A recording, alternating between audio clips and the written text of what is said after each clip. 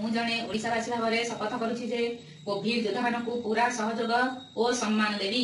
Covid ଲଢ଼େଇ ଆମ ସମସ୍ତଙ୍କ ଲଢ଼େଇ, ପ୍ରତିଟି ଲୋକର ଲଢ଼େଇ। ଏ ଲଢ଼େଇରେ ମୁଁ ବି ସାମିଲ।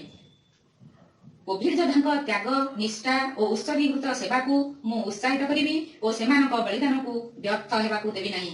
ମୁଁ ନିଜେ କୋଭିଡ ନିୟମାବଳୀ ପାଳନ କରିବି ଏବଂ ଅନ୍ୟମାନଙ୍କୁ ଏଥିପାଇଁ ସଚେତନ କରିବି। କରୋନା ବିରୁଦ୍ଧରେ ଲଢ଼େଇକୁ ମଜବୁତ କରିବି।